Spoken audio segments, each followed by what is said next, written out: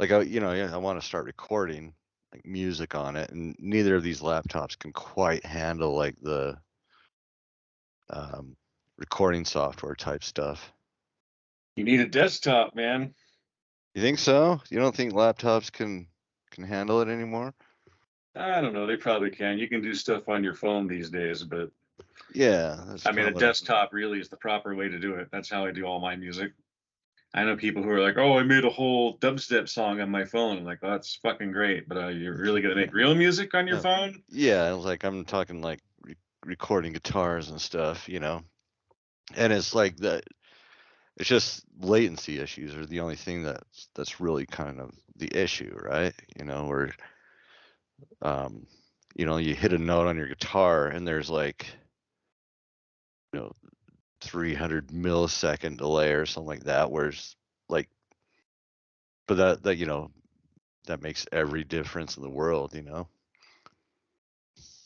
Yeah, you need to get some good editing suites and all that kind of stuff, and get like, do you use Mac or PC?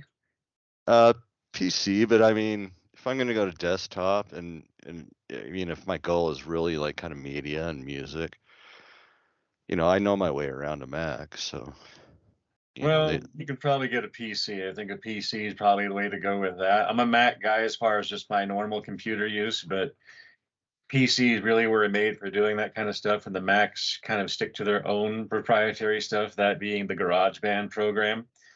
Well, and Mac was the one. They were the ones that were first using like handling Pro Tools, Yeah, which yeah. I is mean, kind of the Mac kind of industry. started it, then they got away from it, and then PCs just took it over. And now Mac has GarageBand, which, if you're a novice, I mean, then great. But if you really want to do like serious production, then you probably really ought to get a PC, because that's what most of the programs are made for now. But Well, they're starting to kind of level out, because now you can get the well, Fruity everything's Loops on a Mac, which is the one I've been using. But I have to use a Mac emulator before a PC emulator on the Mac. So, yeah. But I see the thing is, I'm not making lame ass dark wave, man. I'm rocking and oh, that's what rolling. I'm talking about. Is you can do any of that stuff anywhere, but even that stuff,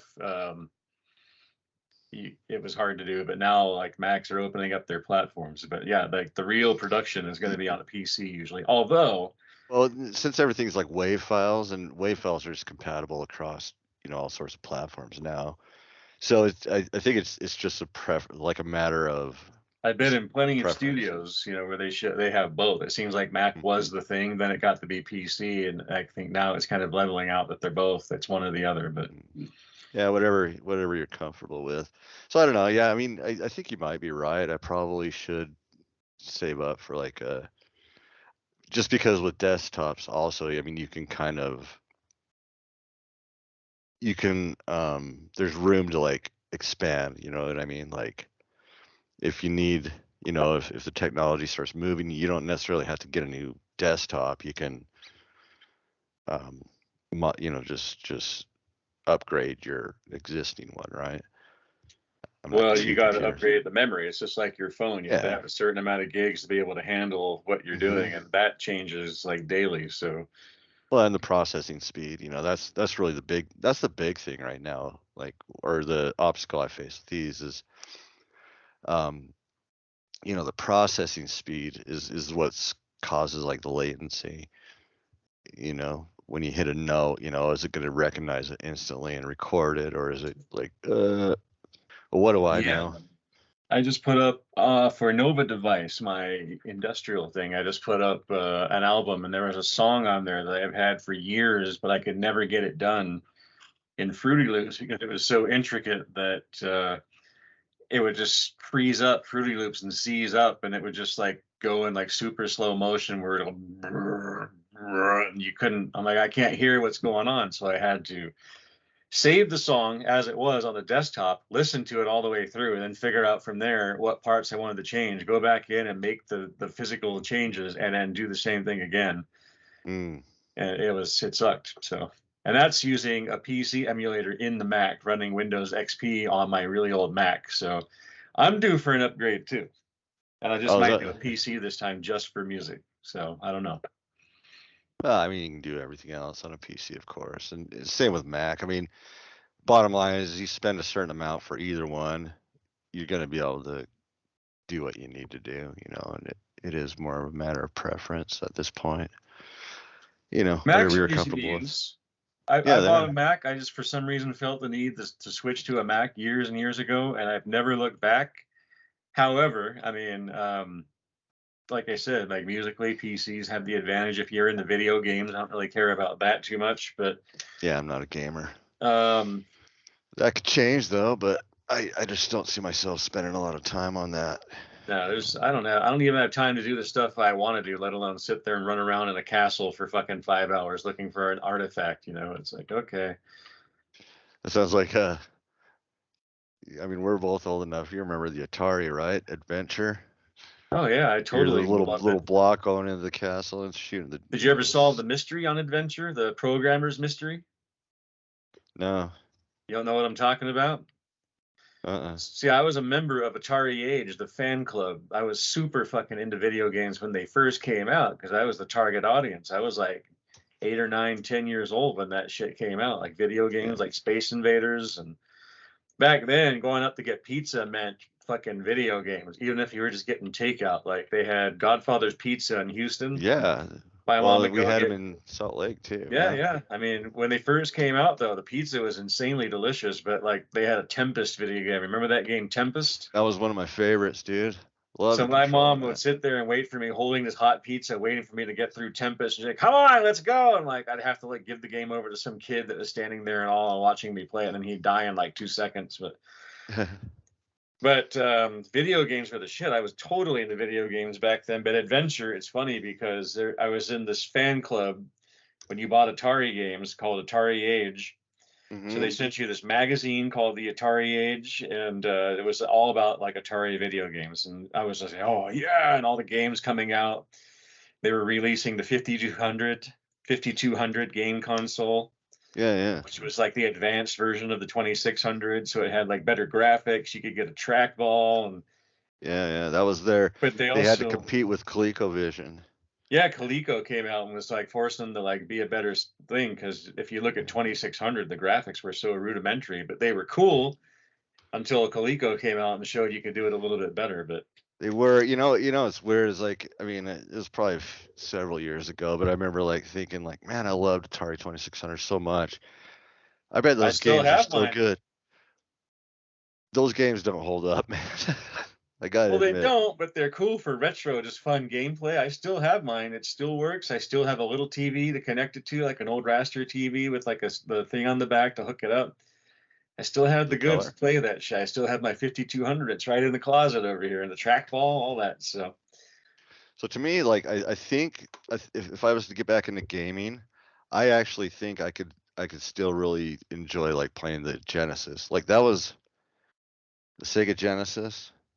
yeah, that That was was the peak for Nintendo, me. the original Nintendo. All that stuff was after my time. I didn't care about that, Stuff. and plus the gaming had changed too. It went from space games to like silly characters like Mario and Dig Dug and all that kind of stuff. I was like less into that than I was like just brutal like space games or like adventure. And Well, that's when what I was gonna say. I thought you'd be into it because games like Ultima and Final Fantasy started coming out. nah, I'm not into that kind of shit at all. Like, and those games were a hack to me. It was like more about the cinematics than anything. It was like, okay, like there's this little dreamy cinematic of, and I don't like the characters. I'm not into the whole anime Japanimation stuff. I'm not a fan of that stuff at all. So that stuff didn't rub me in any way. I'd say that Doom, when Doom, the video game, came out, that was totally me. Like inverted Yeah, crossings, monsters, pentagrams, people exploding, and like wet yeah. punching. And Wolfenstein, Quake, those kind of first yeah, oh person. fuck, Quake was awesome. Here's where having a PC was great.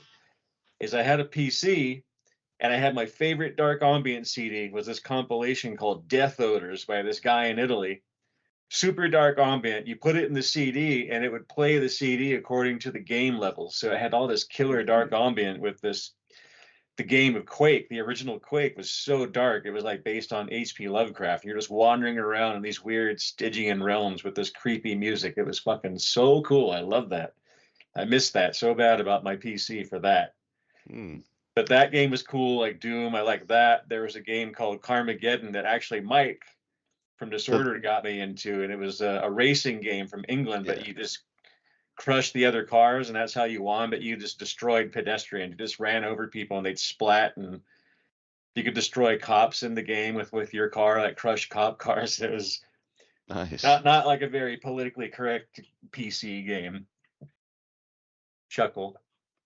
But anyway, when I was in the Atari fan club, they told you there is this thing in the game Adventure where you had to go all the way up to the Black Castle, and there's the invisible maze. And if you go through the invisible maze, like 3 or 4 different screens into it, if you lean against one of the walls, there's a little dot, and you'll hear it go, which means that you're picking up an item, right?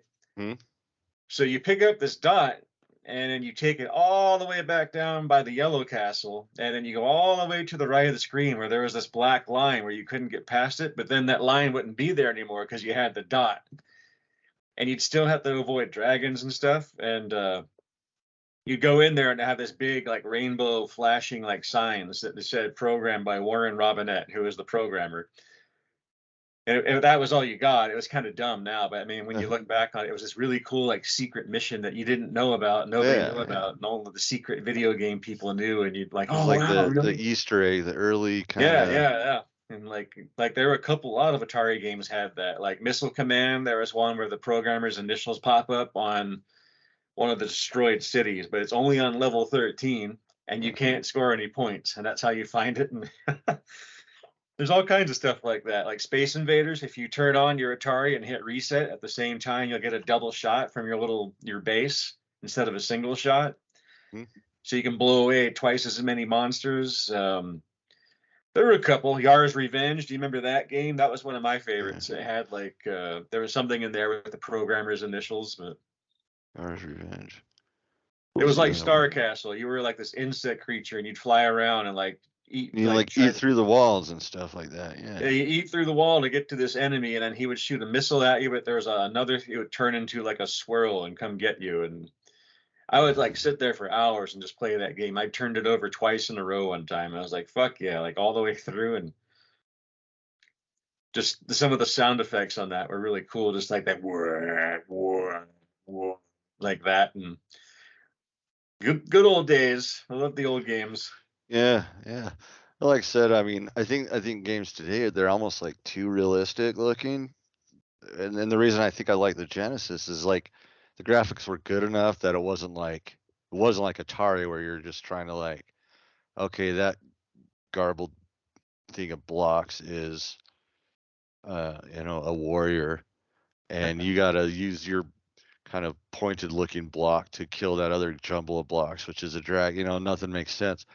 At least there started to be a little more definition, like with the Sega Genesis, but it still had enough like graphical. Well, that's when they gaps. were trying to be like more than what they were. Like they were trying to compete with Coleco, but on the 2600. And it turned out, if you bought other games like later Atari ones for the 2600 or other companies like Activision, they really could push the graphics engine a lot further than what Atari was doing. But they were just doing simplistic stuff. They just did whatever and they got by. But then I think they were resting on their laurels, so to speak. But then once Coleco came out, they were forced to do better graphics, and they did. But then after that, they just had to come out with a new game system because the old one couldn't do what they wanted anymore. But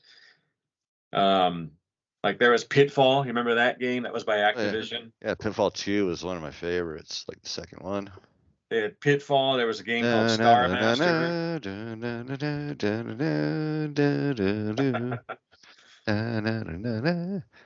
Yeah, you should make a metal version of that. Dun, dun, dun, dun, dun. So anyway, oh yeah, he's got the guitar. Hell yeah.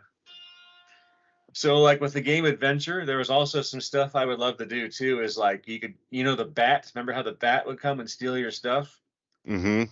Well, what I would do is you'd pick up the bat, because you can actually pick the bat up himself, and then you'd get him to pick up something like a key that you don't need.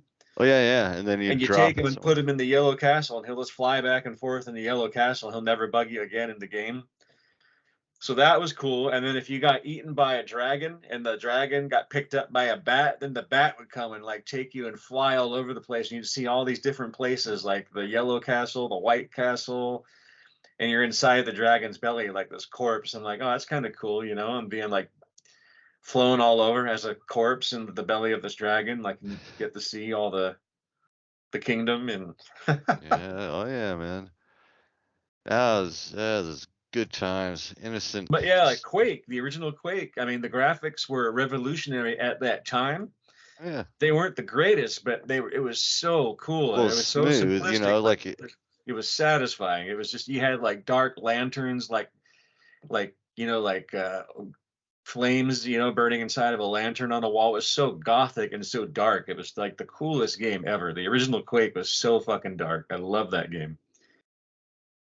And its own yeah. music too. Speaking of metal, relating it all to metal kind of, is the music for the original Quake was made by Trent Reznor of Nine Inch Nails.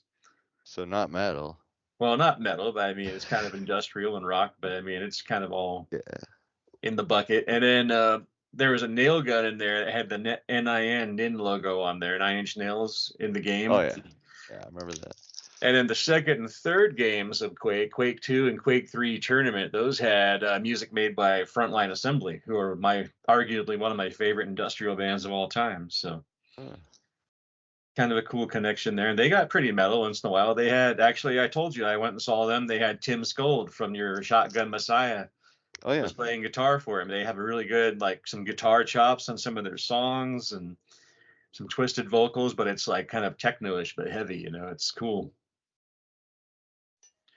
But anyway, yeah, I never played Genesis very much. Like I gave up on video games. Plus, I just didn't like Duck Hunt and all that kind of stuff. I'm like, wasn't my thing. Yeah, Genesis was like their sort of flagship game was the Sonic the Hedgehog. Yeah, I was talking like Nintendo started off with like Duck Hunt, and then you had like Metroid, and the games were like kind of cartoony after that. I didn't really like that, and they were just kind of silly, and you always had these missions, and I didn't like that. I just like just to get in there and just kill shit, unless it was like a cool mission like Quake, where you had to find like an artifact, and then you face Shub Niggurath at the end of the game or something. But like all these other ones where you had to solve like Puzzles. codes and stuff, and I'm like, Like my Up, friend up, was down, really into down, that left, stuff. left, right, ABBA. Select start.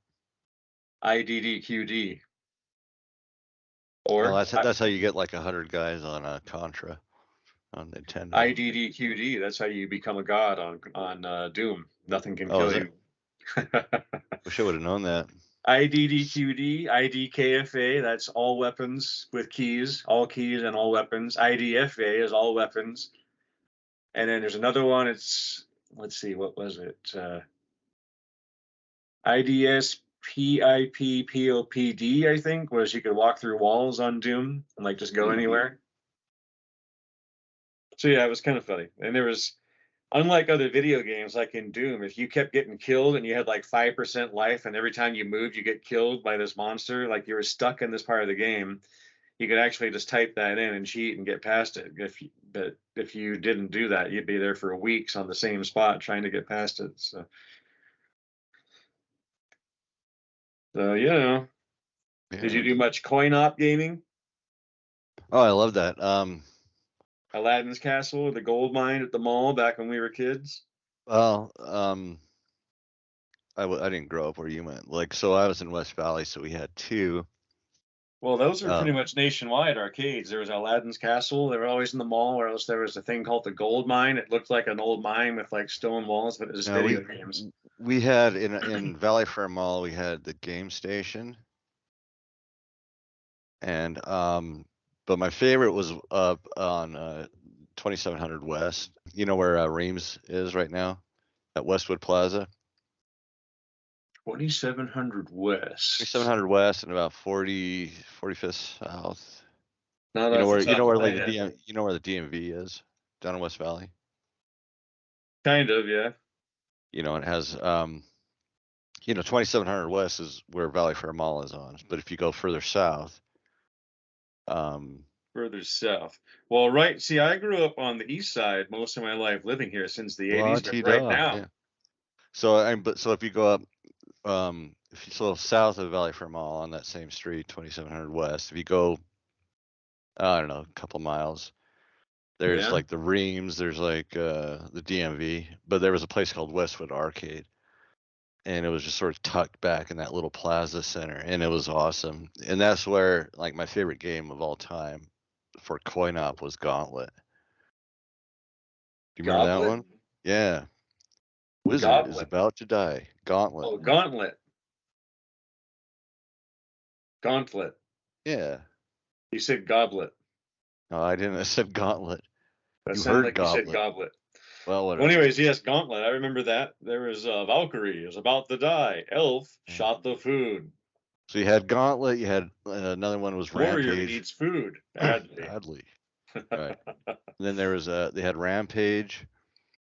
You know, Yeah, where those you're were all like cool games like Rampage, hang Gauntlet. on. Hang on. There was a fun. Gauntlet too. I never played that one. That got like Yeah, more no. serious graphics. Yeah, no, I like the first one. See, the thing I never got into is fighting games either. The only fighting game I ever really liked though was what was that game? It was the dinosaur one, Primal Rage. That one was kind of cool because it was dinosaurs fighting. Yeah, it was because it was kind of like Rampage, you know. I mean, what was another one that was really cool? I mean, a couple of the driving games, you know, the one like Hang On where you were on the motorcycle, you know. Yeah, I never got into those either. And then Sega Hang On, where it was a guy and his girlfriend in the convertible, and they crash, but then they'd be okay right after that. But their hair. What was that called? Outrun, I think, or Sega Outrun? Is that what it was? Something like that. Like there's Outrun, Hang On. Yeah, Hang On was the motorcycle. That's right. And then I don't know. I didn't play that shit very much. I wasn't the race car guy. Yeah, but as far as like coin op games now, I still to this very day like I love pinball. Like I'll play that stuff all day. Pinball? Yeah, huge fan of that. Like my goal is to actually have a cool pinball machine one of these days. See, I used to play pinball too, and some of them were cool. But like, what does nudging the pinball mean? Does that mean you're trying to just move the ball like over a little bit to influence where it's going, and then you get in trouble if you do that? Is that the whole premise there? That's called a tilt. That's where you're shoving the machine around, so it's on like it senses if it's being jostled. Yeah. And I think it's partly to keep you from damaging the machine. It punishes you for bouncing. But yeah, I would do that once in a while, and then it was just like. It just shuts down, right? Yeah, you're like, oh, what the fuck? And I was about to like totally make the mother load, and it just shut down. Like, oh, fuck. Yeah. So, what was your favorite pinball? Twilight Zone, hands down, dude. Twilight Zone. Interesting. Yeah. Twilight Zone is great. To say that. I thought you were gonna say like the Winger pinball machine or some bullshit. If there was one, I don't think there is a Winger pinball machine, but there is a Rush one, an Iron Maiden. There's a Rush pinball machine? Fuck yeah. Yeah. They picked the most boring band in the world to make a fucking pinball machine out of it. I know. What the fuck? You have to get the balls up Kenny's nose. Like, okay. That's actually, dude, that's a funny concept. Imagine like just having like a Dream Theater pinball machine. No, but like I mean that actually kind of makes sense, Rush and Dream Theater, Iron Maiden, like those prog metal bands. But I think it'd be funny. A Liquid Tension video game. Get the band through their recording studio session. There should be last half a year. There should be a line of pinball machines that's just dedicated to like yacht rock, like the Michael McDonald pinball machine. Every time you have or Air Supply. You try and push start when you don't put a quarter. When you don't put a quarter in after you lose, you try to push start to get a free game because some of them would do that, and then it would say, "I keep forgetting." Brad, the pinball machine. Remember the Dracula pinball based on the Dracula video game with Gary Oldman? If you tried some pinball machines, if you push start after you lose, it would give you a free game. It was like a secret. Really? So I tried that on Dracula once, and he goes, "Aren't you forgetting something?" It's pretty funny. Need the quarter. There's Pinbot. That was one of the ones I liked. And Pinball, the Pinbot video game where it was a robot. The Kiss one was okay. It was kind of dumb, but I mean, the old Kiss one from the 70s. There's a few versions, cool. Yeah. The original Kiss pinball machine was cool. Never played the Journey video game very much. Wasn't much into that one. There's a Journey one? I didn't know that. You're going to tell me you didn't know that? I didn't know there's a Journey video game. A video game or a pinball machine? No, a video game. There's probably a pinball too. Sure. But there was a video game that was based on the Frontiers album, the one with the blue baby face on it or whatever. Yeah. Like a blue scarab or something like that. So yeah, the video game, it was like it was each band member. So I don't know. You just had to go through missions, and I don't know. There was an Aerosmith video game too. I can't remember what that one was like. You held a gun, but it was like a CD player gun or something. I don't remember. I never played it. It was looked kind of silly, but Yeah. No, it's I mean, you know, like kind of like metal and like metal themed video games. I'm surprised. Like, I mean, I know there's more out there now, but I'm surprised it hasn't been explored as much. You know, as you would have thought. But well, back then there wasn't that much over the top stuff other than Kiss, and Kiss never actually had, other than Pinball, never had a video game until they had a PC game around the time of Psycho Circus, and they just overdid it with the merchandising. They just exploded with merchandise. And it was kind of funny because it was like the 70s all over again. Like Kiss like saturated the market with merchandise because they got back together with the original members and put their makeup on, and then right at the same time, Star Wars was back out in theaters, the original three that were redone, and they were doing the Phantom Menace and all of that, and they oversaturated the market with Phantom Menace merchandise. hmm. But the movie was so terrible and the characters were so lame and wishy-washy that it was a complete flop, and like all the toys just like sat there in bargain bins for like years. It was like the 70s part two, like the sequel you don't like. It was like, oh shit. Like the Kiss album wasn't really that great. Turns out they didn't even play on most of it, all four of them together at once. There were like two songs that they were all on, and they yeah, lied to us. I like I would have the I'd want to see the animalized pinball machine. There's nothing. What would you do? Like zebra mode, everything turns black and white. Like what? Yeah, yeah, why not? Oh You know. boy, boy, I tell you, you and that animalize. It's creatures of the night, pal. I don't know. So what's this about a new Beatles song? I didn't even know they were back together. Yeah, apparently John came back from the dead and was like, "Look, Yoko, like, be Buried damned, the let's do hatchet. this." I wouldn't be surprised if Yoko did some sort of like weird incantation and brought him back. Like, oh no, There was something like thought I years got and years away from ago. you.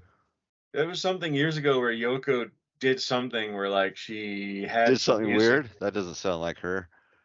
Well, no, she had like a song or something that John had recorded by himself, and she gave it to Paul, and Paul played something with it, I think, and they recorded it, and it was like they mended their relationship with that, and something like that. But this time, I Oh, I think think I remember what's that. going on is Ringo and Paul got together and recorded a song or something, or I'm not real sure. I guess let's bring it up It here. was Ringo and Paul then. Well, there's only two guys left, yeah. What happened to I George don't know if they Harrison? had other guys in the band or if it was just them jamming. I'm not really sure what it was. Um, let's see. It's called Now and Then. Let's see what this says. I mean, I know you're not a big Beatles fan at all, are you? No, it's one of those bands that like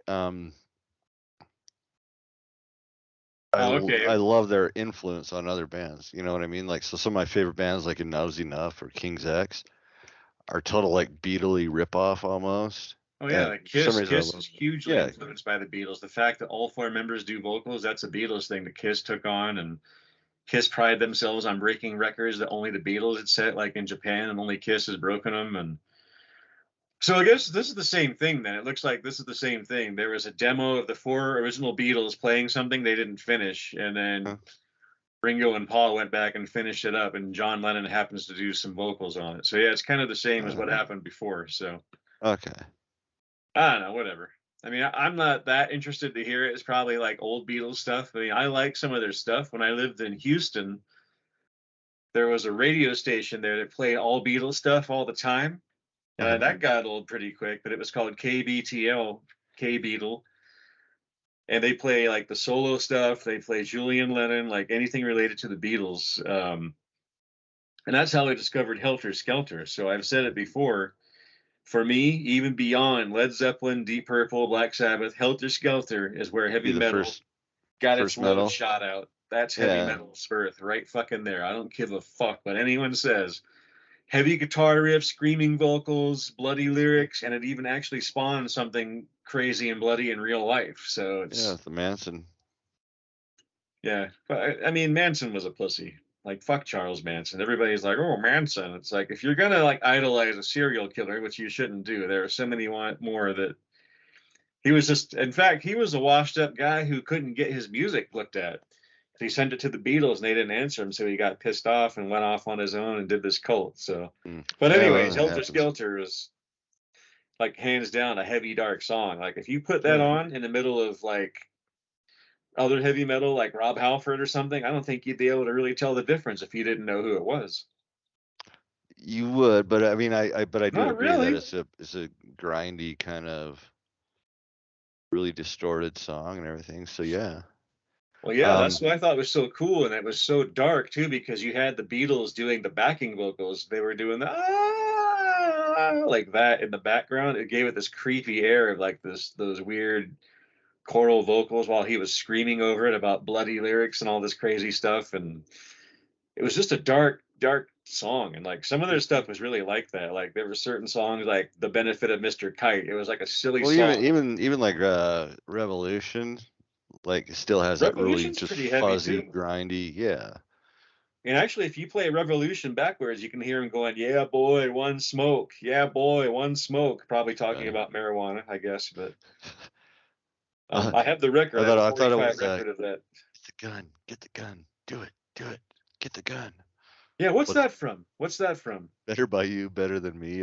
Judas Priest. That was the famous No, Judas not get the Priest. gun. They never said get the gun.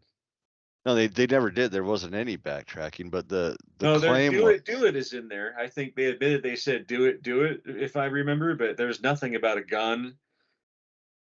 no, they claim there was. I mean, there was nothing in there. Period. You know, like there was no backmasking whatsoever. But Well, that was the Rob talked prosecutor was about that trying in to his claim. book. I could swear he said that they had confessed that they said do it backwards inside the mix, but Oh no. I mean, he probably confessed that you could hear like or maybe you're there right. was I think enough you're like right. kind I of think he noise. said there was nothing in there, but it sounded very much. If you Sounded listen like to it, it yeah. sounds like it said that. But I Uh-huh. mean, you can say that about anything playing it Oh yeah. backwards. You play anything backwards, you can kind of like pull out a bunch of weird stuff. And then it was funny because Rob Halford on some old heavy metal documentary I watched like years ago on VHS, he was like, "Do what? Mow the lawn, have a shave, drink a cup of tea, do what? Why does that mean kill yourself? What if you've heard do it? Why does that mean that?" So yeah, they were like, he was upset, about what happened, but at the same time, he's like, "Fuck you, motherfuckers! I'm not going down for your stupid kids' poor choices and your poor parenting. Fuck you." And that's how it should be. It's like it's your fault as the parent ultimately, so not Rob Halford's. So yeah, I don't know. Backmasking, I think there's a little bit of that in there, and then there's the whole. Did you ever like get research much of the like the Beatles stuff, like when Paul McCartney was dead, supposedly? Probably not. No. Do you know about that? Uh, Paul It was McCartney. kind of Like like not really a backmasking, but it was something in the end of Strawberry Fields, like the song Strawberry Fields Forever. And yeah. then it fades out, and then all of a sudden, this really creepy flute music fades in at the end of Strawberry Fields. Normally, radios wouldn't play it. They just ended at Strawberry Fields, but it's part of Strawberry Fields. Like and Helter Skelter did that too, where there's a part where like the music fades out and then it's quiet and it fades back in, but it's really eerie sounding. Mm-hmm. Helter Skelter did that, and Kiss mimicked that on I Love It Loud. It faded out and came back on again. But in the case of Strawberry Fields, they did that, and this music was like this really weird flute music with this distorted guitar noise, or like this like weird playing, like off kilter notes, like tritones. And then once it fades out and stops, you hear John Lennon very quietly mumble in the background, "I buried Paul," like that. Hmm. And then that started this whole thing, like this whole rumors and speculations that the Beatles totally took people up on and said that Paul had been killed. And this is funny because when I listened to said radio station, KBTL in Houston, they'd have these little blurbs of news about the Beatles. And one night they explained the rumor of why people thought Paul was dead. So the story was Paul was driving along the seawall somewhere in England. He sees a girl, it's raining, it's hitchhiking. She's hitchhiking. It's raining outside. He picks her up. And then as they're driving along the seawall, she realizes it's Paul McCartney and starts going, "Oh my God, Paul McCartney!" And that grabs him and hugs him, and he like loses control of the car. They both plummet over the cliff, and he was decapitated. And then the Beatles thought, oh shit, we need to have somebody take up Paul's mantle in the band. We can't just quit. So What? so they have a guy who looks like Paul, of which there were many. Is In this just fact, a weird dream you had? Like, what? I no, didn't hear this it. is the story. And it's funny too because I have a MTV Headbangers Ball where Paul Stanley was the host, and he had a Paul McCartney lookalike on there talking about Asylum with him. It was kind of funny. But anyway, Right album. the Paul was dead supposedly. So then on every subsequent Beatles album, you had like a little snippet of something alluding to Paul being dead. So that was on Magical Mystery Tour, the Strawberry Fields song. Mm-hmm. And then if you open the record inside, there's a gatefold and there's a picture of the Beatles wearing white tuxedos. And they all have a carnation, a red carnation, but Paul has a black carnation. So you're like, okay, what the fuck does that mean?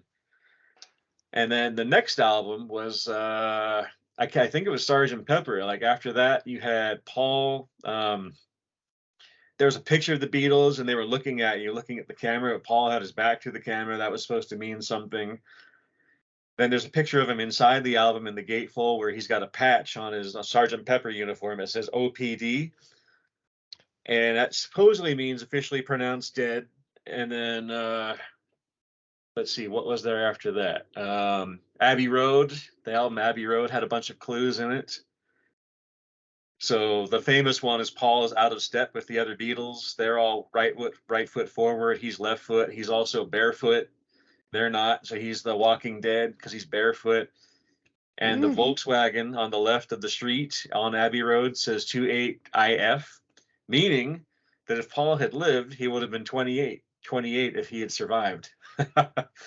There's tons of stuff like that in Beatles like lore. Like they celebrated Paul being dead, and there were like these clues, and it was insidious. Actually, it's kind of clever if you think about it for like a band like that. That's why I'm interested in the Beatles. Is like some of their more off kilter music, and just that they would do something like that. Like you'd never see.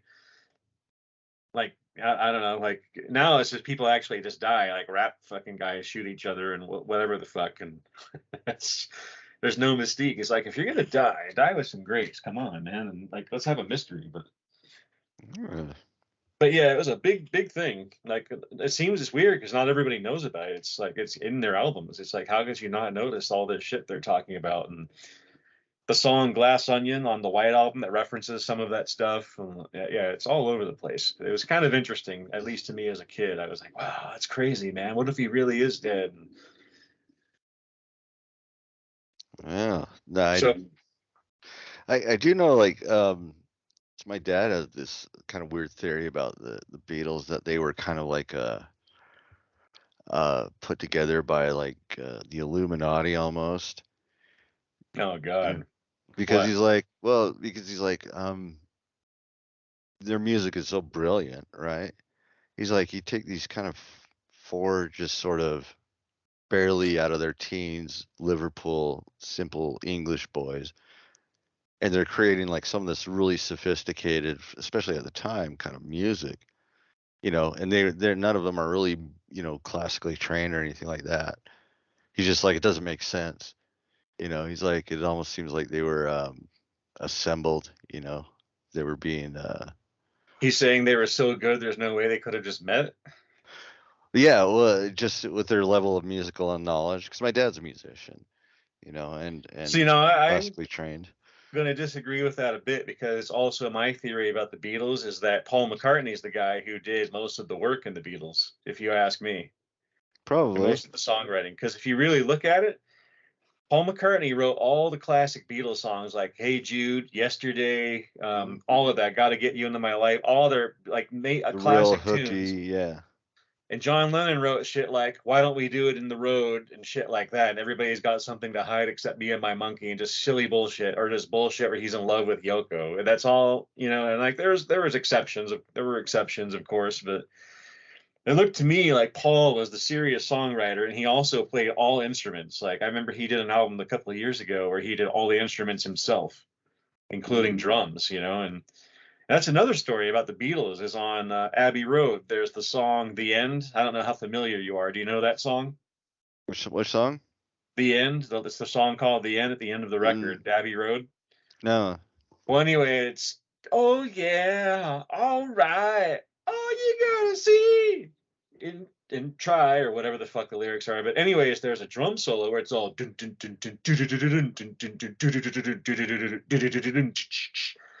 there's this crazy tom laden drum solo, and the story I've heard there is that Ringo didn't play that because Ringo was actually a pretty crappy drummer too, you know, and for all intents and purposes, he was pretty basic, rudimentary drum skills, Oh like yeah. boom chick, boom chick. But this is all like toms and stuff and like kick drums all over the place. It turns out the story is that Paul McCartney played that after Ringo left the studio because Ringo couldn't get it. And so Paul recorded that, and that's why you have this kick-ass drum solo because it's Paul McCartney playing it. And then years later, Ringo found out about it, and he had a solo album come out where he had a single on there called "Back Off Boogaloo." So there was a song called it went "Back Off Boogaloo, what you think you're gonna do?" And that's Ringo's "Fuck You" to Paul because he found out about that, and that is a legit single. I have that record by Ringo Starr. And Really? Boogaloo is Paul's nickname within the band to the other three Beatles. And then years later, after that, there was another album Paul did where he had a solo album and he invited Ringo to play on it, and they made up, and they made a big deal out of it too, that they were making up. I'm like, making up over what? And then I found out that story. So, anyways, long story short, now too late for that, right? Is that Paul McCartney plays all kinds of instruments, and if you listen to John Lennon's guitar playing, it's like, yeah, I don't think so. Sorry, I know the guy's dead and he wrote some classics like Imagine, but I mean, come on, you know, it's pretty obvious Paul was the backbone of the Beatles. Like I think George was the technical proficient guy that just like soldiered on and did what he needed to do, the rhythm and everything. But I think Paul was the Mhm. guy who Kind of the had all the talent. mastermind behind. Okay. Oh, Yeah. maybe, yeah. But even then, though, like I don't think he was like really formally trained or anything like that. And somehow they stumbled upon like just these perfect, Well, Paul played piano too and stuff. I mean, perfectly written like see, pop that's the songs other that couldn't thing be too. any more impeccable. You know what I mean? Well, yeah, I mean, but he had to be trained because he plays the piano. I mean, maybe not necessarily, but he played the piano too and sang. Like, have you ever heard the Wings, the band after the Beatles? Because they were a really good band. They're really underrated. The Wings were great. Like the No, album it was Venus and Paul Mars, and that's a Linda. really Yeah, good, Linda solid hard McCartney. rock album. What's that? Paul and Linda McCartney, right?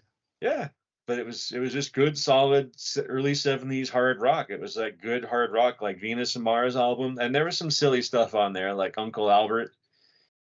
You know, we're so sorry, Uncle Albert, and it's just kind of a silly song, but I probably should check it out because I mean, this one thing that like I'll say to like anybody, you know, like regardless of what style of music you're gonna play, I mean, you should probably listen to like just about as much Beatles as you possibly can because that's how you write songs. Like they like almost perfected like the 3-4 minute song structure. You know what I mean? With like the perfect chord change, perfect hooks. You know, so I think anybody, no matter what kind of like genre you're in, you can learn just songwriting by listening to to to the Beatles.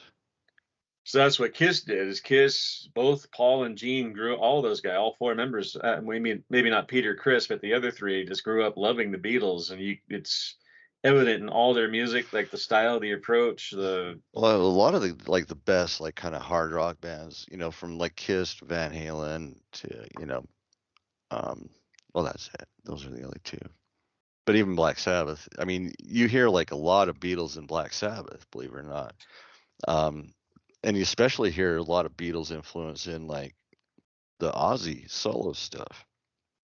I think a lot of people got influenced by the Beatles, just like I think Sabbath and Zeppelin and largely Kiss, which everybody, of course, is gonna bullshit. Like Kiss were hugely influential to tons of bands, like all death metal, like what's his name, Garth Brooks, like everybody across the board were Kiss fans. Like not a lot of people just don't acknowledge it or say it, but they are. You know, it's and that's probably why, because Kiss had a sensible songwriting, like simple approach, like verse, chorus, solo, verse, chorus, like a simple punch. You know, it wasn't all this extravagant like musicianship and like long, lengthy solos and bridges and all this stuff. It was just like a simple song, hooked you in, kicked your ass, and let you back down again after that. And Gene Simmons has said that many times. It's about their songwriting, and same thing with the Beatles. I think it's just simplicity works best. That's why Sometimes, yeah, for sure. hit singles and pop music were always so kind of boneheaded, because they're so simplistic that people get it, in their heads, and that's what they like. And the Yeah, Wings man. are pretty good. Like, the Wings were a really good band. It's just they kind of never really got quite the recognition. I think if you're going to listen to the Wings, I'd say Venus and Mars is probably my favorite one, and then Wings Over America, or not Wings Over America. That's a live album. Band on the Run, I think. Yeah, that would be the one. But it's all good. Like, all their stuff is good. They have a lot of good, like, pretty good solid rock on there. Like, it's just good 70s hard rock stuff. It's very underrated, I think. Yeah. So I'm Well, I'm pretty sure. I might do a deep dive of Beatles now. You kind of got me a little bit curious. Well, there's old Beatle Beatles and curious. there's newer Beatles, or not newer Beatles, but like the hippie Beatles, like the old stuff. Like, would you be into that? Like the Long Tall Sally, like I Want to Hold Your Hand, all that kind of shit, or would you be Well, more into the so older here, stuff, or the like, hippie shit? I don't know because, like, so for example, the song "Got to Get You Into My Life." The first time I heard that song was not the Beatles. It was Earth, Wind, and Fire Exactly, and I love their from version. Sergeant Pepper's, the movie. Yeah, that's the first time I Absolutely actually heard love that their. too. So it's one of But those they did things. a I'm like, man, this is swaggery kind such a of good like a song. soul version of it. Like, Yeah, theirs was a swaggery soul version. was alone to take a ride and didn't know what I would find. Yeah, Yeah, yeah, that it's was a such a pretty good great song. song. But like the original Beatles version with Paul, it was like, it's sort of a rock song, but with horns in it, and even that's kind of weird, because they did do that a lot. They had a lot of like horns or symphonic stuff in their music, but it was rock. So in a way, they kind of begot the whole symphonic metal thing. Symphonic. No, I mean that's the thing. Like they sort of foreshadowed just about every genre Well, of that's what I mean. And like, if you get contemporary into music. like the White Album, like there's stuff on there that's like doom metal. There's stuff on there that's like heavy metal. There's a song called Revolution Number 9. That's like industrial ambient noise. It's just like this weird thing of like people talking and like backwards backmasking, and this guy going number 9, number 9, and they mean something, but you're like, what the fuck is going on here? What is this? And it was a very weird, disjointed, like, and that whole album was like that. And they were like soft acoustic songs, like Blackbird, that's a Paul McCartney, Blackbird singing in the dead of night, and it's really pretty acoustic song. It's just the perfect song. And then there's, some silly John Lennon bullshit. There's a Ringo song, and no, Octopus's Garden was on Abbey Road, and George Harrison, While My Guitar Gently Weeps, that's on the White Album. Mhm. It's just all this crazy stuff, and it's just, you've got four guys who are just like pouring in all this creativity, and it's funny because I look back on it, and I just think John Lennon was really like, he was like the biggest hype guy in the band, but he really was like the least talented of them, I think. I'm sorry, like, sorry. And like the shit with Yoko later, it's like, come on, dude, leave the chick at home. We don't need this shit. Like, we're doing music. I want to hear about how much you love her and how beautiful you think she is. So everybody blames her for breaking up the band. And it was funny because she did a solo album called Double Fantasy like years later in like 1980. And it was like half the record was him and half the record was Yoko singing. And I was like, oh God, fucking terrible. So bad. It's like, if you're that in love with somebody, stay home and enjoy each other's. Don't fucking make albums. Yeah, I don't know. It was such a weird relationship. Like, I mean, in a weird way. Like, I didn't have so much skin in the Beatles game that like I still don't really understand the animosity towards Yoko. I mean, do you really think she kind of broke up the Beatles? Like, what's Well, the it's kind of like she came along, and then that's kind of when John really got into like the peace stuff. And I think that's, if I remember correctly, she was like a super just into the whole hippie movement. And that's what influenced them, alongside just the times, to start really doing that, because John's like part of the writing started doing that, but they started doing drugs too, like really hardcore, him and Yoko. But also just because she's the girl, and like I think most, not the band, but most fans in general kind of resent Yoko as being like the reason why he like veered off and got really aberrant with his songwriting, and then they just went off and did their solo shit and broke the Beatles up. Mm. But if you ask me, that was probably coming anyway, because by that time, like the Let It Be album, I was like, that one wasn't that great. And then Abbey Road, and I think they were probably going to be done anyway, and they were going to do solo stuff. And each one of them had a pretty good solo career. I mean, George Harrison had some decent albums out. Even Ringo had some good records out, And Ringo's the one that's still really going strong with his. he was band. here, like in concert. I think I kind of wanted to go see it. Because he's got like Greg Bissonette on drums, Steve Lukather on guitar from Toto. Really, like Greg Bissonette. That guy was in David Lee Roth's band, wasn't he? Yeah, hell of a drummer. And of course, Lukather. That speaks for itself. That's Toto. Toto, yeah. Well, and Steve Lukather, pretty much. I mean, I don't know if you know this, but Toto is pretty much like Michael Jackson's Thriller. Is pretty much it's almost like a Toto album. Yeah, we talked about that. Yeah. Now the what's the popular myth, like pop culture myth? Eddie Van Halen played on that whole record, but he just does the solo on Beat It, right? He just does a solo on Beat It. And he wasn't even there. He just did it and mailed it to him or something, probably, right? Or yeah, and I can't remember, like there was like a weird like thing where like when he recorded the solo, he did something to the tape where they had to actually sort of record the rest of the song. It's so wild. Does Eddie Van Halen play on that song, or is it just the solo? Just the solo. So all the rhythm guitars are Lukather. So that's not Eddie V going No, that's Steve Lukather. We sound like Beavis and Butthead right now. It's classic. Oh shit, that's funny. Yeah, we talked about that before, and I remember Eddie Trunk went off about that. He's like, it's not really Eddie Van Halen on the whole song, even let alone the album. It's just that solo. And he wasn't even there in the studio. He just like did it, and like they sent it off on a tape, and that was that.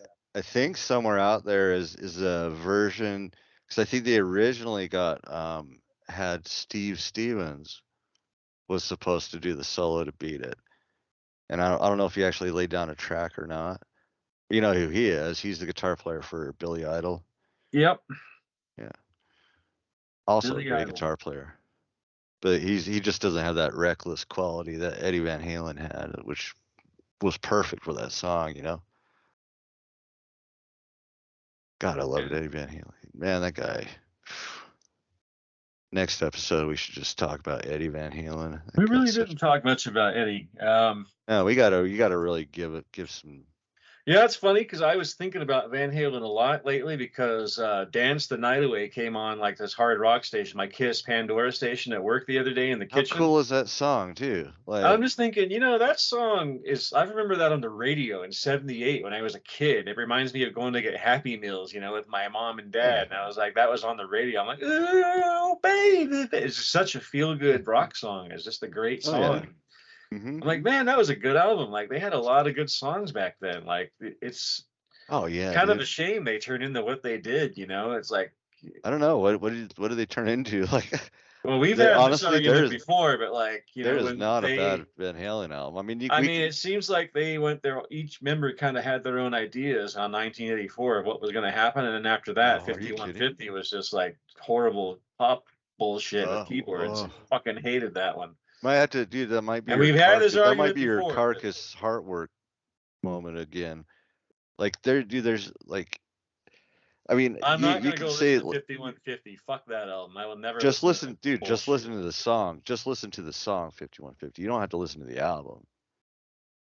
The song 5150 is one of the best things fucking Van Halen's ever done. It's crazy. That song is so good. But no, I mean, like I totally get like I prefer David Lee Roth era for sure, but I think 1984 is a banger. So, but my thoughts about Van Halen is it seems like on 1984 they were getting really kind of full of themselves and they were kind of getting arrogant. They were getting really cocky. Just maybe. I mean, not really. Listen to House of Pain, kind of. That's like a heavy, almost thrashy. I mean. House of Pain, that song, Drop Dead Legs, holy hell. Well, no, I'm saying like musically, most of it, and that's the thing too. Is like it's almost like Morbid Angel because the Illud Insanum album, it's like that record. There's like one or two songs that are questionable on there, but the rest of it's pretty solid, you know. And it's just like that Mhm. 1984. There was like Jump was all keyboards. It was poppy. You're like, That's what a the good fuck is song though. You this? you got to admit you have to like Jump. Like it's hard. It's like a Yeah, I mean, it's all it's right, but when it impossible came not to out, you like. were like, what the fuck is this? You know. But then You they have you other the only songs like Panama, Hot for Teachers. Like, there's all these kick-ass songs on that yeah record. the only song I don't really like on that album is I'll Wait. Yeah, I don't really love that song either. It's like It's we've just talked too about it's that too before. I don't know somber, why. it's kind of you It's know just I don't know. There's just something about that one. It just like doesn't Top do it for Jimmy. me. I mean, oh, yeah, that album's such a banger.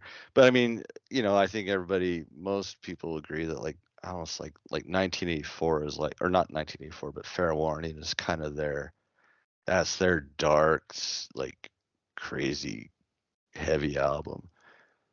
So I love that album too. But I don't know, my favorite Van Halen album is probably, I'm gonna say Van Halen 2. I Van think, Halen 2. yeah. So it has I don't even know if it really has any like big like breakout hits, but it has like Somebody Get Me a Doctor, and probably one of my all-time Van Halen favorite songs is Light Up the Sky. It's just intense. Beautiful Girls, that's another one. You're No Good. Dead or Alive, that's a great one. But no, Van Halen too. But man, yeah, I don't know. Like once again, anything with Eddie on it is just so good. Rest in peace. But yeah, we should actually do a deep dive on Van Halen. I mean, I've deep dove on Van Halen all my life, so it's nothing new to me. So let's see here. Yeah, Fair Warning doesn't really seem to have a whole lot of hits on it other than like maybe Unchained, but Yeah, and that song's so heavy. and then I remember Diver Down was like the favorite of all the Van Halen dudes when I went to school, but I'm like I look at that one I'm like there's really nothing on here, but I mean it's like a hit, but I guess Pretty Woman, but I never really cared much for that one. I wonder if I Yeah. can play that. Let's see.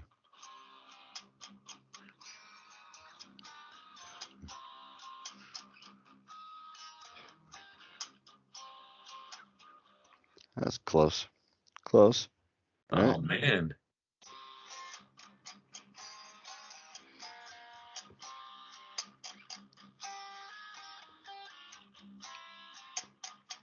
I don't have the flanger. What about this last album they did in 2012, A Different Kind of Truth? It's like Eddie and his son. Yeah, with Roth. I mean, I kind of I wish they would have kept Michael Anthony because like he's the one that does that high vocal harmony in all the Van Halen songs and like is so recognizable. Like he's the Michael McDonald of Van Halen. Like how like when you hear a Steely Dan song and you're like, "Oh yeah, there's Michael McDonald." That's Michael Anthony, right? You can hear his sort of like froggy high voice in the back. And getting rid of Froggy that high was a big voice. yeah, it was a big part of the Van Halen sound. That said, though, A Different Kind of Truth is ferocious. I love that album. Um, it's a classic, yeah. And we can argue that Roth has lost a little bit of his range, or quite a bit, to be honest. But it's still, dude, it's still Roth. Like half of him is just his attitude, right? You know. So Yeah, so the first album is the one that had a lot of hits on it too, like Running with the Devil and You Really Got Me, all that stuff. I'm yeah, surprised Jamie's Crying is on that one. I always thought that one was on 1984 for some reason, but yeah. And I think that also has Dance the Night Away on it. But that might be Van no, Halen that's too. on the second one. That's on Yeah, two. okay, so Van Halen 2 has Dance the Night Away, so that is the hit off Van Halen 2. But one of my favorite songs off one is Feel Your Love. I can't wait. How does that go?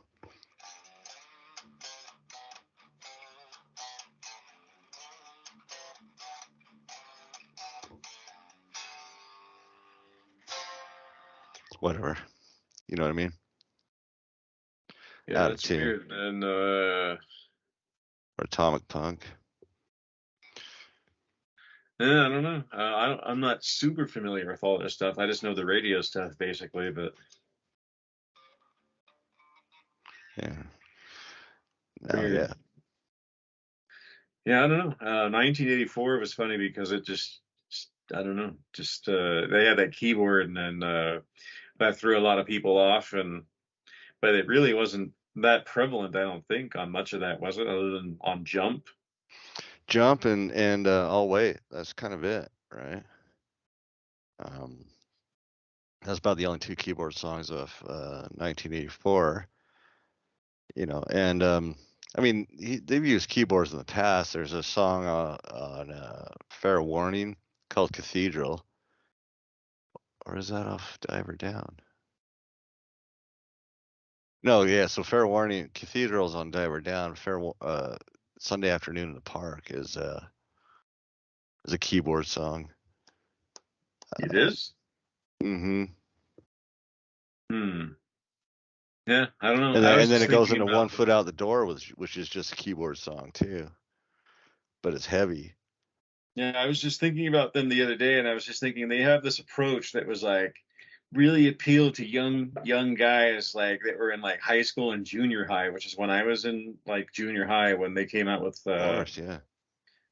not 1984, but I guess it was around that time. Like, but I was in grade school when they first started coming out What with about their this? first, second albums, and I just remember all those songs like "Dance the Night Away." I just remember that, like, and then what's Of the other one? course, this guy's just about to play it. Here you go. Talking about love. That's it. Like, just yeah, I don't know, just really good songs, and just I remember like later on they got to be more like sassy, like that, Yeah. tongue in cheek, like sexual, like humor, and like young guy, horny young guy, like kind You of got to admit, appeal.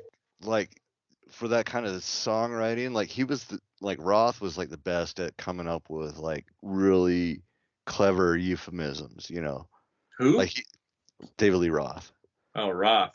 Like where it was like, yeah, the songs were sexual, but it was so like wrapped in like layers of euphemisms. You didn't even really like they were never like right out in front of saying, you know, I want to fuck. It was always like he just was I so think a cheap. lot of bands did that. I mean, Well, a lot of bands did that, but they just didn't do it as cleverly as David Lee Roth.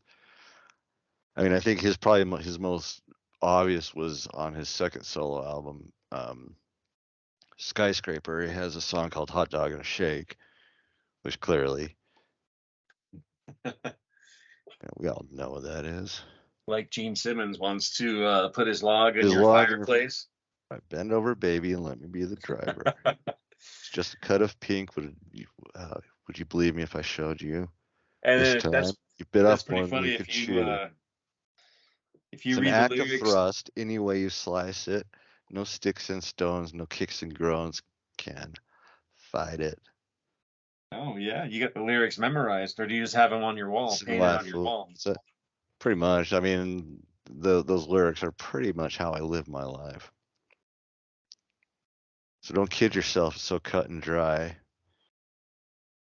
Your body's condemned, and Have figures you don't. read the lyrics to "Lick It Up"? There's a lot of raunchy lyrics on there too. They're not comical, like "Put my log in your fireplace" or Uh, all night," but I mean they're like a hot knife through butter, that kind of stuff. oh It's yeah, yeah. fits like a glove. It's like a glove. Oh, good stuff, man. What do you think? I think you're a terrible person because you condone all this sexual miscreant activity here. I do. What can I say? I'm a miscreant. But I only condone it if it's between consenting adults. So there, I'm a good person now. No, you're not. I know. I'm not that good of a person. All right, man. How's that for one? All right, All episode. right, man. What? We're not done yet. Think we're not done? Good Lord, man. Def Leppard's Vivian Campbell. What? Are you on Blabbermouth? What? Yeah, he's in Def Leppard. You didn't know that? No, see that's the thing. It's What? weird. You said you like that, and I'm Hold like, on. that's just so fucking weird to me because to me, Vivian Campbell is the Hold on. Dio guitarist. But then of course that was in the 80s when I Dude, last listened to Dio religiously. he's been in Def Leppard for almost fucking 20 years or Yeah, more. I have no idea. I don't know. I don't listen to Def Leppard. Why not? Why should I? Because they're awesome. Like those first Def Leppard albums are badass. Actually, you know what? It's funny because High and Dry and Pyromania, those are also really good, solid rock albums. Hell yeah. And On Through the Night, yeah. No, they're excellent.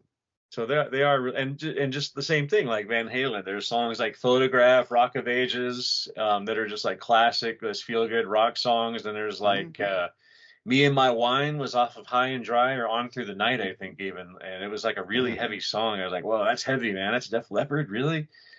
Yeah, well, even the song High and Dry is just badass. And Let It Go. What a great song. Yeah, I mean, after Pyromania, they got kind of really, really polished and poppy, which, whatever, it's fine. You know, there's still some decent stuff, but it was definitely not as heavy at that point. Um, but yeah, Vivian Campbell joined Def Leppard, I think, in 1990, That long 89 or ago? 90. Yeah, it was right after Steve Clark died. So it was right after the Hysteria album. That's right. I didn't know he died. I'm actually looking through Blabbermouth. It looks here like Stephen Riley died from Wasp. I didn't know that either. Yeah, yeah. Um, he's pretty young too. I mean, he was like what, 62 or something like that. Looks like we got Wasp is working on a new album. That's good. Belladonna's recording vocals for a new Anthrax album. Dur, dur, dur. Pantera, da da da, Flyleaf, da da da. James, oh yeah, did you hear about that? Mike Portnoy is back in Dream Theater. Oh, dude, are you kidding me? Yeah, man. I'm sure you kept up on all of that, on all the Dream Theater news, right? But Mike Portnoy left that was about 10 years ago, I think. And then Mike, Quasi's Chris Jericho doesn't rule out more full-length albums in the future. Oh, gee, can't wait. I've never heard Fozzy. For some reason, I can't get past the name. I don't know why. They're fucking dumb. They're wannabe fucking bullshit. Okay. All Chris right. Jericho is washed up as a wrestler and thinks he's a rock star, but he's Oh, not. I forgot. Yeah, you got the kind of the wrestler. Like, it's funny. Speaking of Kiss, my little sister just went out and saw Kiss and I think LA just last over the weekend. I'll have to see what she thought of their performance. Oh, look at this. The Beatles released the video for Now and Then. And it's directed by Peter Jackson, the guy who did Lord of the Rings. Now that's getting a little silly. Okay. Yeah, whatever. I'm not that into I didn't even hear that song yet. I'm just interested that they did it, but at the same time, I'm like, Hear about Uh-oh. the Lamb of God headbanger's boat? They had a cruise, and I guess somebody went overboard, died. That sucks. No? Yeah. Thunder Mother, Rick Emmett. Triumph used to be one of my favorite bands growing up. Still like a couple of their albums. What else? Nuno Betancourt lists Los Angeles home for $4 million. There you go, man. Start saving up. I know. I looked at some of the pictures, and I don't know. I need to hire a good interior designer. It's a little too froofy. Give it some. Oh, you've seen it. Yeah, yeah. But good for him, man. He's got to move on. Blackie Lawless. I like that guy. Greta Van Fleet. Don't care. Joey Cannibal Tempest. Corpse coloring book coming up. You gonna get that? I might. Uh-oh. Yeah. I guess Robert Sweet, the drummer of Stryper's wife, is Needs a GoFundMe. I wonder what this is about. Is diagnosed with a large uterus. Oh, too bad. I guess she's got some medical issues. Where is your God now? No, that was rude. Oh boy. I like Striper. You know that. I love Striper. They actually, speaking of Earth, Wind, and Fire, Striper does a really good version of Shining Star. Check that out. Yeah, man. Indeed. Yeah, Blabbermouth sucks.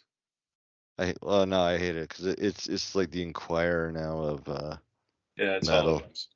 It's just like sort of misleading headlines. So you click. Clickbait, yep. Yep, clickbait bullshit. Well, it'll do stuff like Paul Stanley said this or someone said that, and it's just like, okay, and then you're It's pissed off about it and talk online about it, and like right. what And they if you want actually is for you to read like it, link the story there, so it links their page.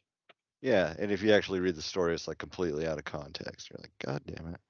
I wonder if people are going to do that to us. This Maybe? guy likes Burzum? I can't believe it. No, we're not that important. Maybe Oh, are one you kidding me, day. dude? We have millions of listeners. They just don't. They hit like buttons. That's all. Oh yeah. My pictures all stained. Rush. Dave Rude. Tesla. Johnny Five. Five Finger Death Punch. Ace Frehley. What is that? Released new soul album. 10,000 volts in February. You gonna get that? Probably. No. Tarja. She's good. I don't know. I think we covered it. Yep, I just got a text. Dinner is ready. Time to go to mom's. All righty. You give Mama a big hug for me, okay? From you? Yes. That damn rock musician guy. The rock and roll, right? I don't like him. I don't know what he's into. You should be careful. Devil music. All right, dude. Sounds Well, good. fella. I think it was a good one. Yeah. There you go. There you go. You gonna go listen to some Julian Lennon now? Maybe.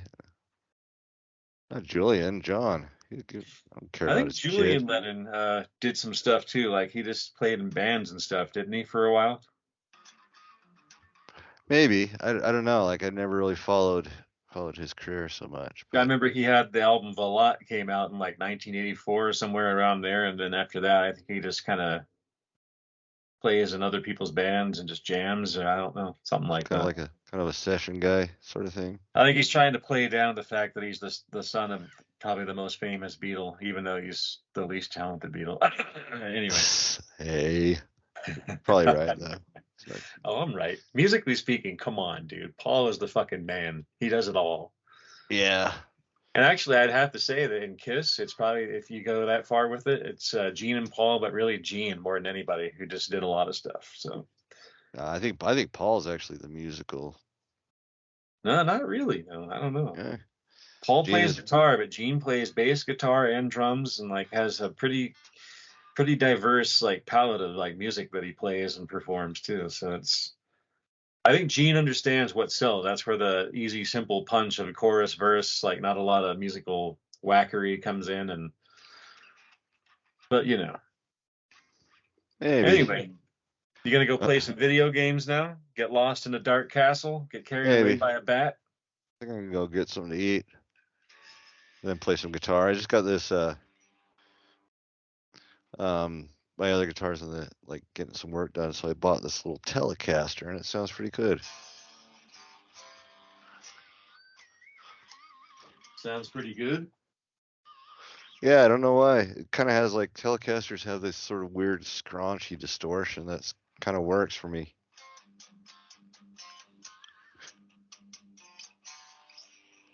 I don't know if you can really hear it. Oh, baby, I hear it.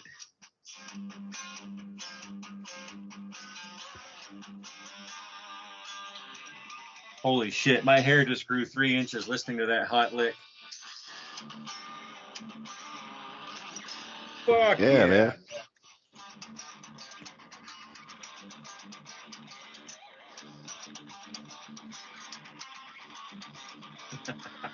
There you go, man. Fuck yeah. The god is back. Gotta love the chunk. Sloth love chunk. Oh, yep. Chunk loves it. Or what? Is that what it is? Sloth loves sloth. Right. All right, we're rambling now. All right, that's it. Stop recording.